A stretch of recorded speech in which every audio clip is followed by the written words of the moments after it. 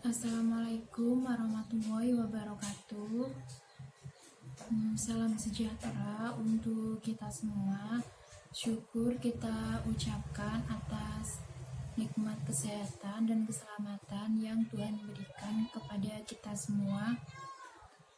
Perkenalkan, nama saya Ulil Fikriyah, NIM 1705520223, kelas E1 Audit Investigatif dengan dosen pengampu Bapak Arif Himawan Dwi Nugroho, Universitas di Kubang, Unisbank Semarang.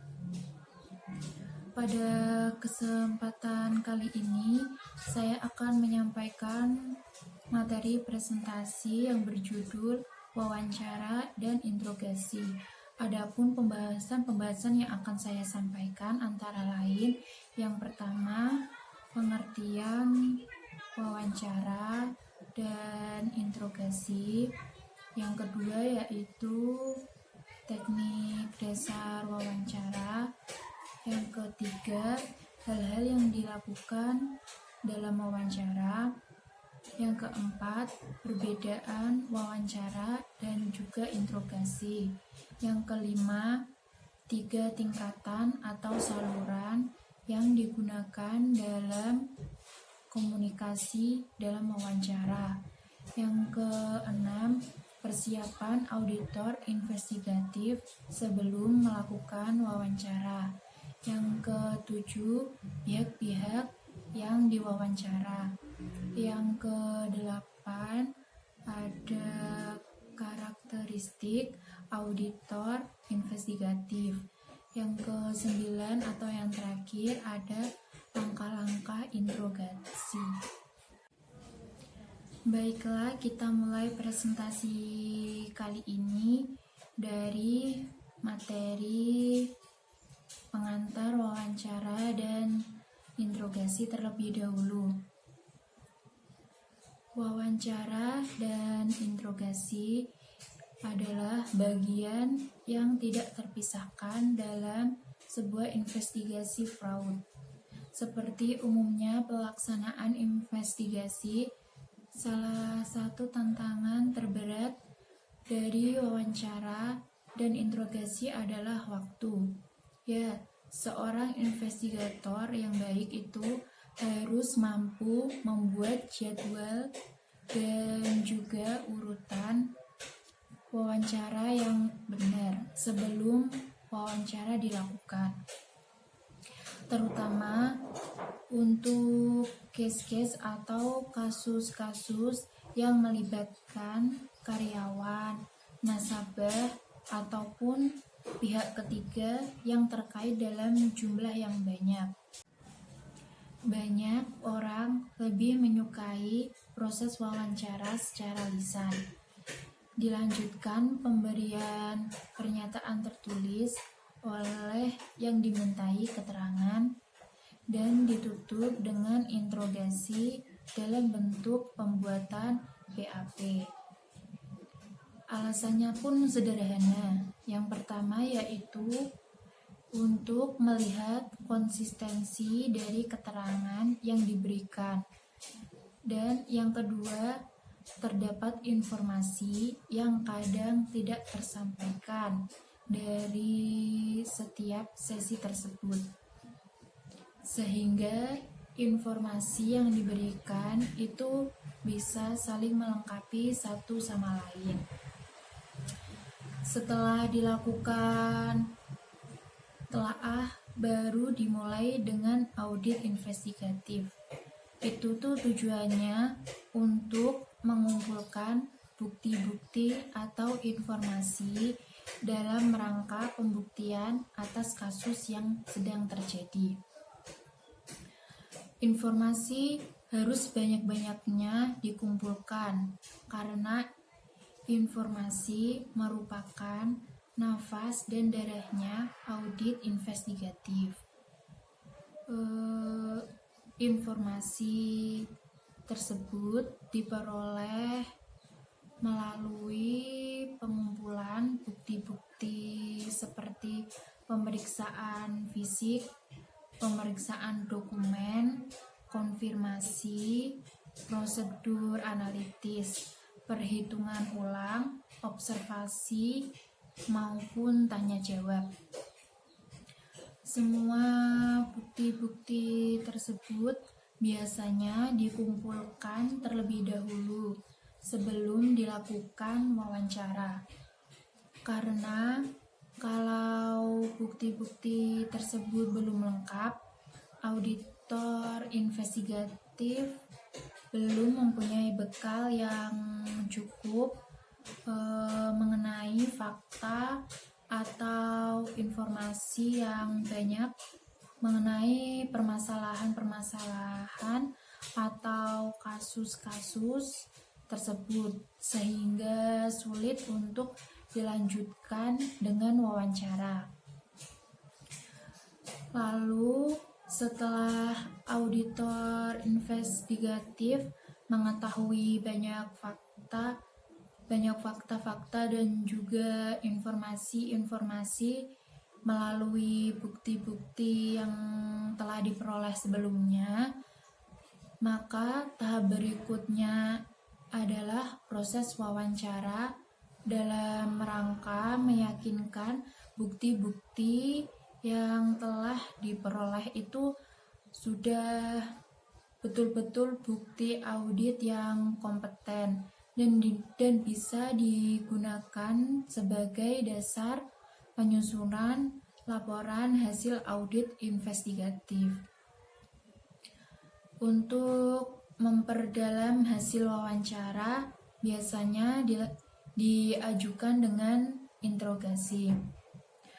Tuan Kota menyatakan wawancara dan interogasi itu merupakan suatu teknik atau alat investigasi yang sangat penting. Banyak orang termasuk profesional dalam bidang penyidikan mengacaukan istilah wawancara atau interview dengan istilah interogasi atau interrogation. Keduanya berbeda baik tujuan maupun caranya. Baik, untuk materi yang selanjutnya yaitu wawancara. Di sini wawancara merupakan sesuatu yang sering dilakukan oleh auditor dalam menjalankan tugas audit dan merupakan salah satu teknik dalam pengumpulan keterangan, memahami objek pemeriksaan, menguji keterangan yang telah didapatkan sebelumnya, melengkapi keterangan yang lain, dan tujuan-tujuan lainnya dari wawancara tersebut. Secara umum, setiap auditor itu harus menguasai teknik-teknik wawancara. Namun demikian, masing-masing orang memiliki sifat, gaya, dan karakter pribadi yang berbeda-beda dari baik auditor itu sendiri maupun pihak yang akan diwawancarai. Hal ini akan mempengaruhi teknik dan metode wawancara yang dilakukan. Dalam hal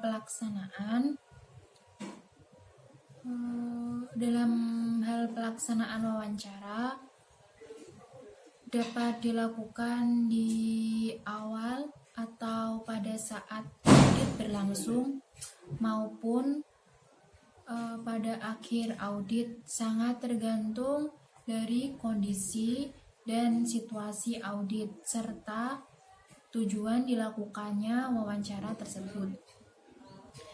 Demikian halnya dengan tempat pelaksanaan wawancara. Auditor akan menentukan tempat dilakukannya wawancara dengan mempertimbangkan beberapa hal yang berkaitan dengan materi wawancara dan kondisi di lapangan. Teknik, waktu, dan juga tempat pelaksanaan wawancara maupun hal-hal lain yang dilakukan terkait dengan wawancara tidak menjadi masalah dan dapat berbeda antara satu dengan yang lainnya. Tetapi yang terpenting adalah tujuan dan hasil dari wawancara yang dilakukan, sebab antara tujuan yang satu dengan yang lainnya biasanya berbeda, dan untuk mencapainya tentunya membutuhkan teknik, waktu, tempat, dan hal-hal lainnya yang berbeda pula. Hal lainnya yang tidak kalah pentingnya dalam pelaksanaan wawancara sehubungan dengan audit investigasi yang dilakukan adalah bagaimana pendokumentasian hasil, bukti, dan inti maksud dari wawancara tersebut. Ini terkait dengan kertas kerja yang menjadi modal auditor sekaligus juga menunjukkan kemampuan, kompetensi, dan keterampilan auditor dalam melaksanakan tugas audit tersebut. Dokumentasi wawancara dapat berupa tulisan, media elektronik, atau media lainnya yang digunakan dalam kaitannya dengan pembuktian bahwa wawancara benar-benar dilakukan untuk memperoleh informasi yang diinginkan dan tanpa adanya kesan yang mengada-ngada atau melakukan penekanan yang mengakibatkan informasi tidak sesuai dengan adanya. Untuk materi yang selanjutnya itu teknik-teknik dasar dalam wawancara. Beberapa teknik dasar yang harus diketahui atau harus dikuasai ketika akan melakukan wawancara itu ada 3 poin. Poin yang pertama itu kematangan pribadi. Jadi kematangan pribadi itu sendiri berupa sikap mental, kemampuan pengetahuan yang dimiliki, penampilan fisik, dan lain-lain. Untuk yang kedua itu ada gaya dan karakter. Gaya dan karakter ini berupa intonasi suara, tatapan mata, ekspresi wajah, kemampuan memahami situasi dan kondisi. Untuk poin yang ketiga itu koordinasi dan kerjasama. Koordinasi dan kerjasama itu berupa teknik improvisasi, fleksibilitas atau tidak kaku, dan juga pengalaman berinteraksi. Untuk materi yang selanjutnya yaitu hal-hal yang dilakukan saat wawancara. Di sini hal-hal yang dilakukan dalam wawancara dapat dikelompokkan menjadi 4 bagian utama, yaitu yang pertama persiapan, pelaksanaan, dokumentasi, dan analisis atau kesimpulan, serta interpretasi hasil wawancara. Langsung saja penjelasan dari poin yang pertama, yaitu persiapan.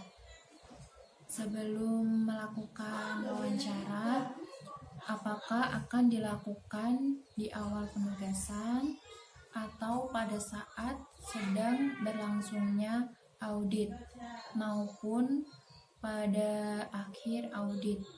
Hendaknya dilakukan persiapan-persiapan, baik dilakukan secara matang ataupun hanya secara insidensial saja. Beberapa hal yang harus dipersiapkan adalah yang pertama,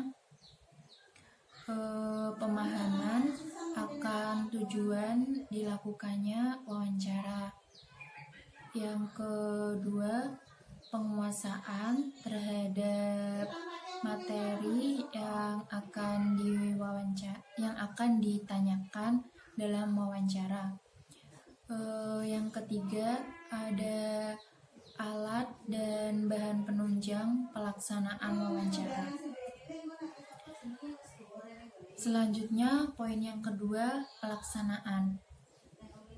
Di sini dalam pelaksanaan wawancara, sedapat mungkin menguasai teknik, prosedur, dan situasi atau kondisi.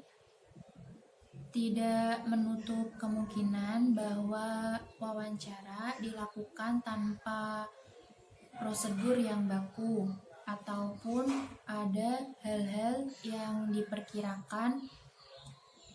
tidak diperkirakan sebelumnya. Nah, di sini ada beberapa hal yang harus diperhatikan dalam melakukan wawancara. Adalah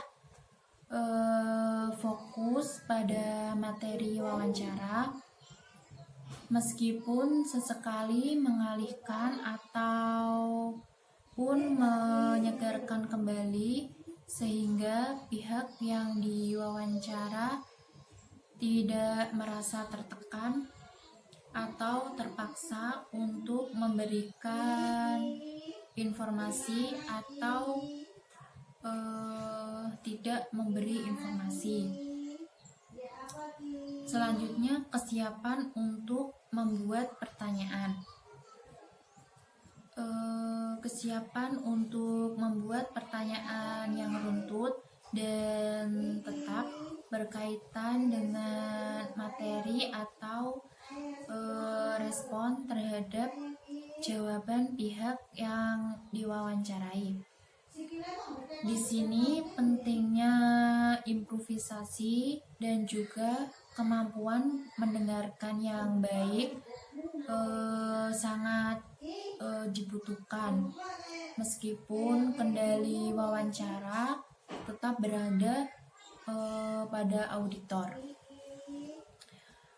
Bersikap tidak emosional dan tetap tenang terhadap apapun jawaban yang akan didapatkan, dan senantiasa menunjukkan sikap yang sangat memahami apa yang dimaksudkan oleh pihak yang diwawancarai, tanpa bermaksud membenarkan ataupun menyalahkan. Yang terpenting adalah mendapatkan informasi atau jawaban yang sesungguhnya tanpa dibuat-buat. Harus mampu memahami psikologi pihak yang diwawancara secara sekilas dan cepat untuk menentukan teknik yang dipakai dan pertanyaan yang akan diajukan. Di samping itu, senantiasa mengantisipasi kejadian ataupun sikap dan perilaku yang tidak diduga sebelumnya, dan maupun mengambil keputusan yang cepat terkait dengan kelanjutan wawancara tersebut. Poin selanjutnya yaitu dokumentasi. Pendokumentasian hasil wawancara merupakan kunci utama dan merupakan sesuatu yang sangat berharga untuk mengungkapkan informasi yang didapatkan. Demikian halnya analisis terhadap kemungkinan-kemungkinan digunakannya dokumen atau bukti wawancara tersebut sebagai bahan pembuktian suatu permasalahan yang akan diungkapkan. Di sini ada beberapa hal yang senantiasa atau yang harus diperhatikan dalam pendokumentasian bukti audit. Bukti wawancara itu harus asli dan tidak direkayasa atau dimanipulasi. Bila perlu, itu harus dicantumkan tanda tangan dari pemberi informasi. Pemberi informasi harus diverifikasi sesuai dengan kartu identitasnya. Selanjutnya, bila menggunakan media elektronik berupa rekaman suara atau gambar, sedapat mungkin untuk mencantumkan tanggal wawancara. Dan untuk pengambilan gambar, lokasi sekitar wawancara itu dimuat dan tidak hanya wajah dari pemberi informasi. Yang selanjutnya ada fisik dari dokumentasi hasil wawancara itu harus disimpan di tempat yang aman untuk menghindari kehilangan atau berubahnya wujud dari dokumentasi tersebut.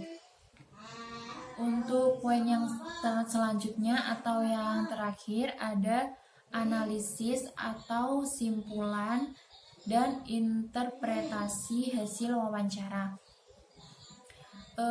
Dalam menganalisis atau menarik kesimpulan ataupun menginterpretasi hasil wawancara itu harus teliti, objektif, lengkap, dan juga akurat sehingga dapat digunakan sebagai bahan informasi atau pembuktian terhadap masalah yang ditanyakan.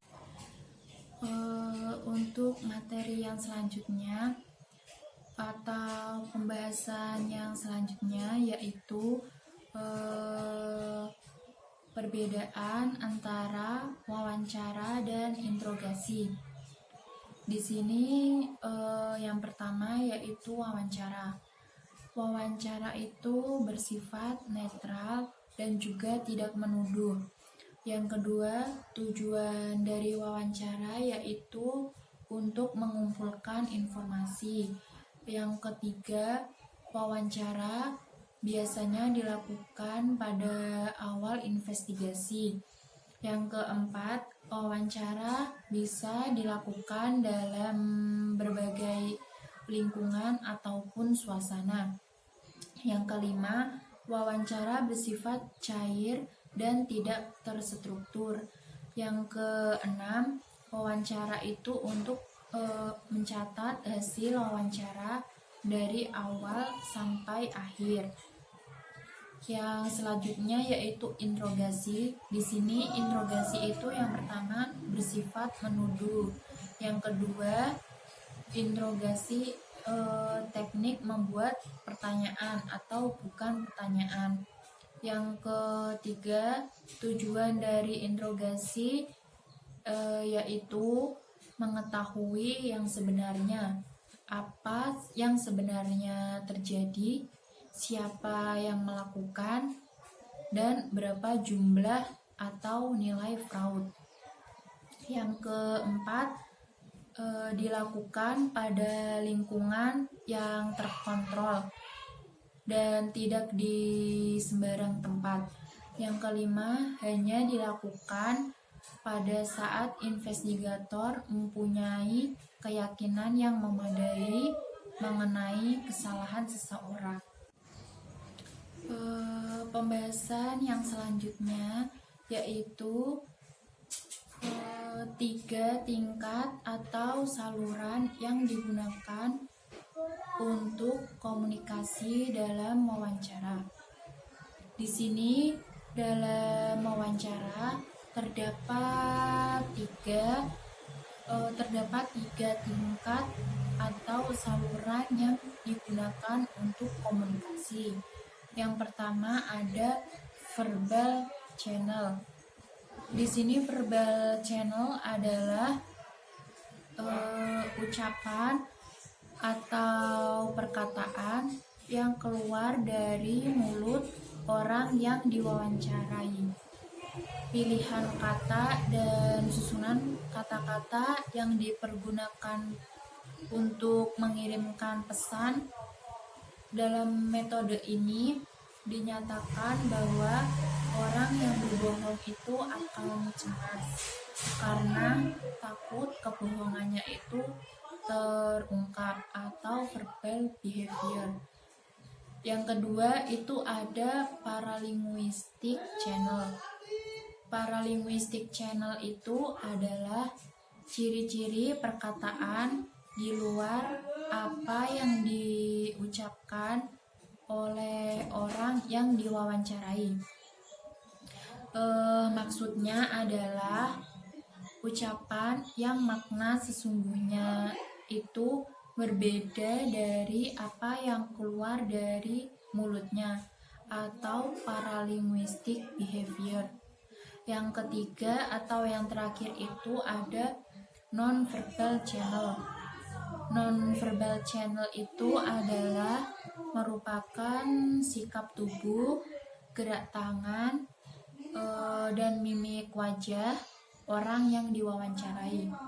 Jadi setiap ucapan selalu diperkuat dan dimodifikasi dengan gerak tubuh atau bahasa tubuh, atau juga disebut non-verbal behavior.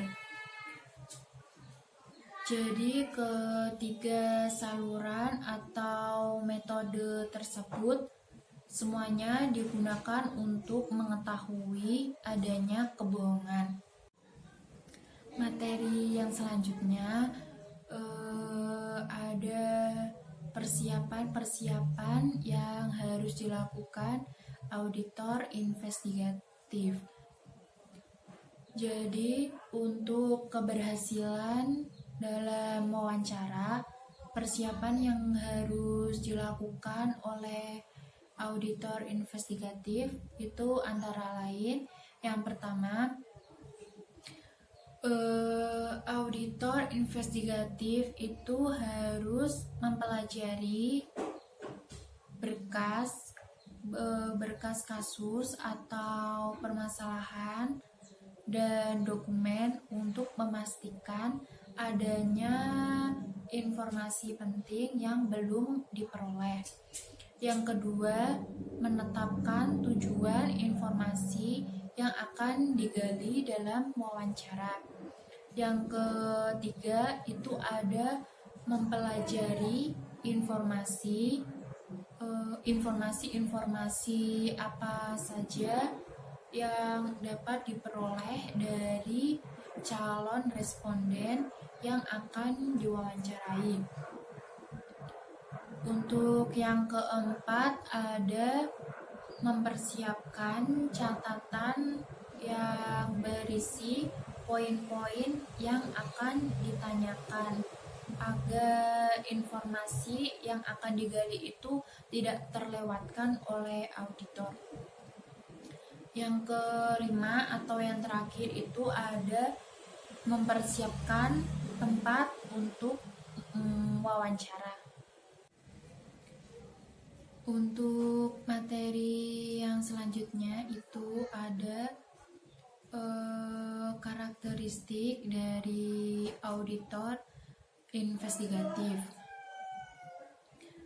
Di sini karakteristik auditor investigatif yang pertama yaitu orangnya mudah bergaul, berbakat, dan dalam berinteraksi. Yang kedua, ingin membuat orang lain itu ingin berbagi informasi. Yang ketiga, pewawancara tidak akan menginterupsi responden dengan pertanyaan-pertanyaan yang tidak penting. Yang keempat, dapat menyusun pertanyaan yang spesifik yang bisa membuat responden secara sukarela memberikan informasi. Yang kelima, menunjukkan keseriusan dan perhatian atas jawaban yang diberikan responden. Yang keenam, cara mengajukan pertanyaan tidak dengan sifat yang menyalahkan. Yang ketujuh atau yang terakhir itu, pewawancara harus tepat waktu, berpakaian rapi, dan bersifat fair dalam berinteraksi dengan responden. Namun di sini dalam kenyataannya sering wawancara itu dilakukan oleh auditor yang tidak mempunyai karakteristik seperti yang sudah disebutkan tadi, sehingga hasil wawancaranya kurang berhasil atau justru malah tidak berhasil, yang bisa mengakibatkan hasil audit investigasinya itu kurang meyakinkan. Hal itu banyak disebabkan kurangnya auditor investigatif yang tersedia di instansi tersebut.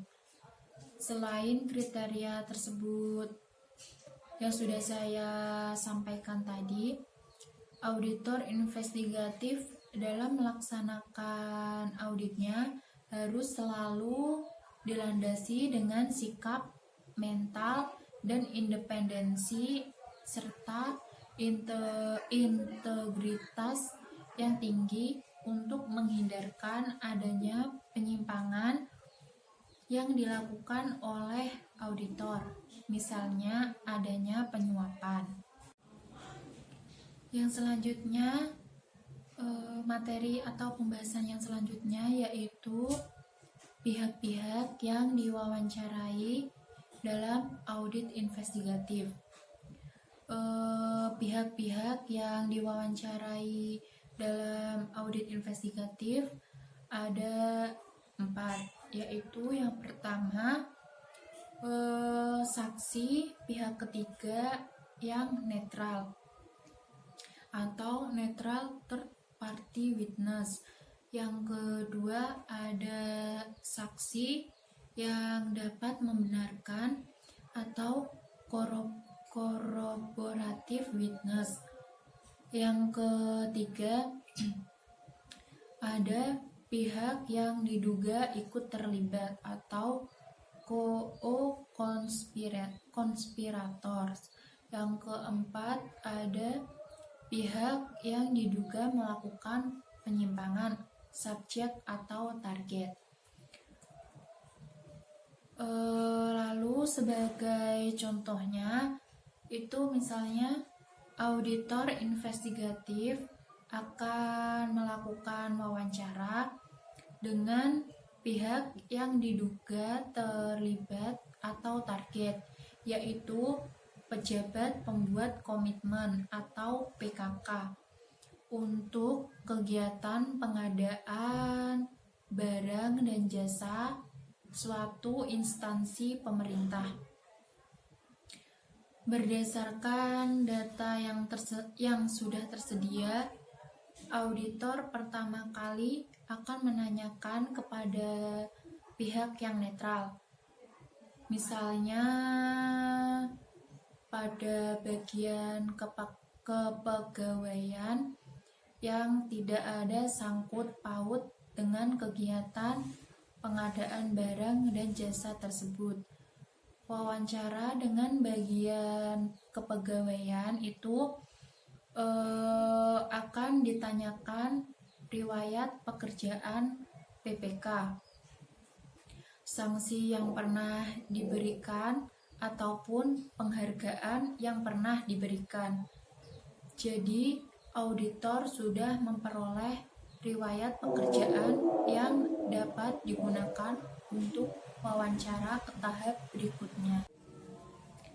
Setelah diperoleh data dari pihak yang netral, tahap berikutnya adalah wawancara dengan saksi yang dapat membenarkan. Misalnya ditanyakan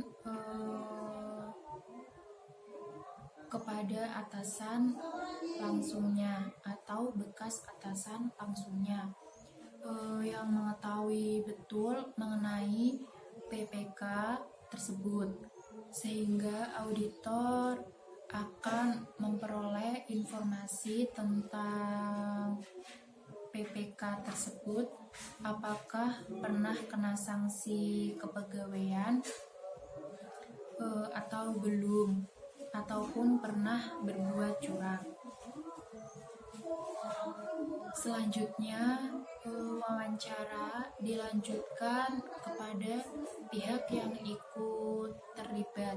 Misalnya, auditor mewawancarai rekanan yang memasok barang-barang tersebut, sangat mengetahui bahwa barang yang diserahkan kualitasnya rendah. Tetapi dalam berita acara serah terima atau BAST, barang dinyatakan sesuai dengan spesifikasinya. Jadi auditor berdasarkan bukti yang sebelumnya sudah dimiliki dapat membuat simpulan sementara bahwa telah terjadi penyimpangan kualitas, dan rekanan tersebut nantinya juga akan dijadikan pihak yang ikut bertanggung jawab. Lalu tahap yang terakhir dari wawancara adalah mewawancarai subjek atau target, atau kadang juga disebut sebagai suspek, yaitu PKK, untuk meyakinkan auditor investigatif bahwa pengadaan barang telah terjadi penyimpangan kualitas sehingga mengakibatkan kerugian negara.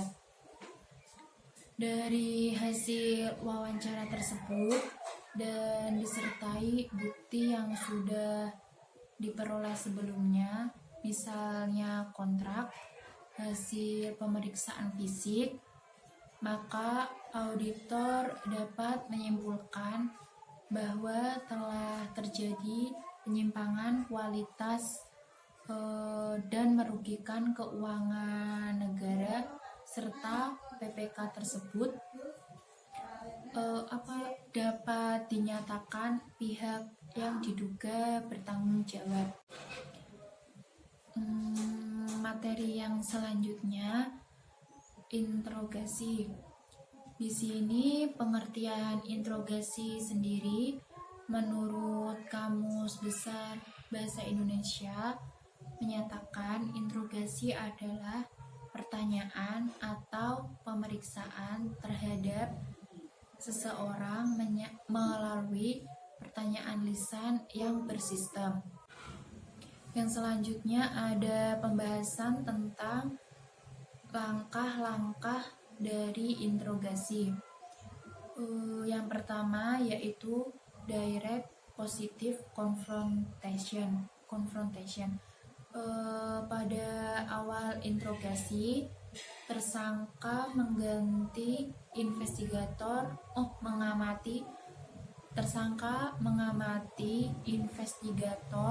secara seksama.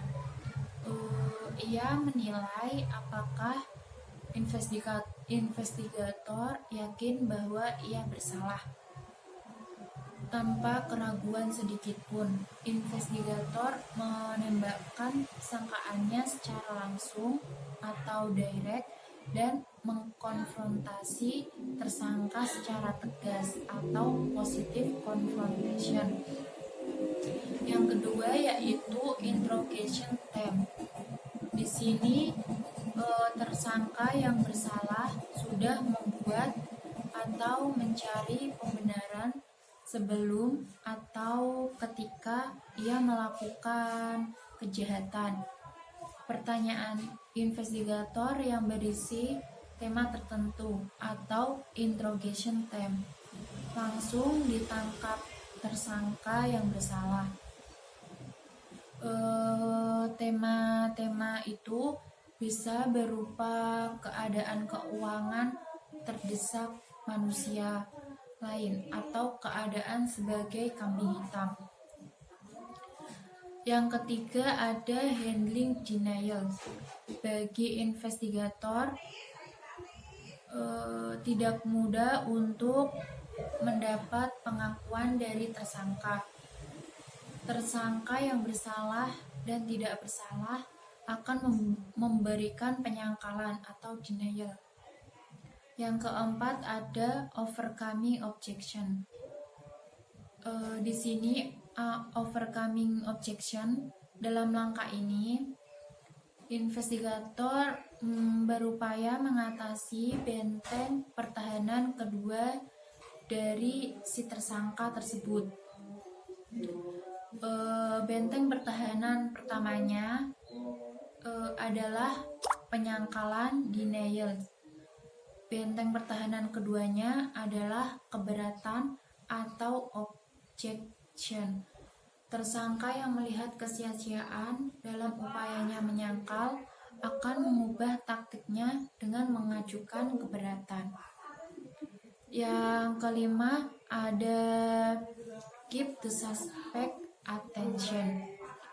Di sini maksudnya tersangka sudah kehilangan percaya diri untuk terus mengemukakan ketidakbersalahannya. Ia sudah sampai di suatu titik di mana membiarkan investigator berbicara apapun. Ia berdiam diri dan investigator menjadi pembicara tunggal. Yang keenam ada handling the suspect passive mood. Maksudnya pada tahap ini tersangka menyadari bahwa kebohongannya tidak menghasilkan keinginannya yang tadi. Ia menunjukkan sifat kalah, kepala tertunduk, bahu menurun, kaki lemas, mata berkaca-kaca. Mentalnya berada pada titik terendah. Perubahan ini mengisyaratkan adanya pergolakan di dalam batin tersangka untuk menceritakan kebenaran. Yang ketujuh ada presenting the alternative question. Maksudnya merupakan puncak dari pengembangan tema interogasi. Investigator mempersempit temanya ke unsur utamanya dan memasuki pertanyaan alternatif. Ketika memilih suatu alternatif, tersangka sesungguhnya telah mengakui bersalah. Yang kedelapan ada bringing the suspect into the conversation. Jadi dalam langkah ini tersangka diarahkan untuk menceritakan perincian dari perbuatannya yang pada akhirnya akan dirumuskan menjadi pengakuan yang biasanya yang bisa diterima sebagai bukti hukum. Yang ke-9 atau yang terakhir yaitu the written confession. Pada puncaknya itu tersangka memberikan pengakuan secara tertulis.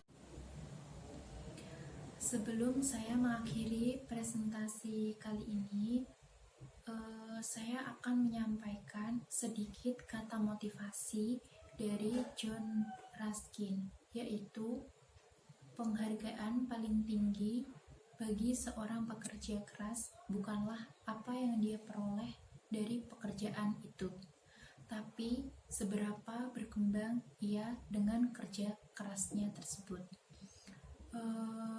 Mungkin cukup sekian yang dapat saya sampaikan. Saya berharap hasil presentasi yang saya berikan bisa bermanfaat untuk kita semua.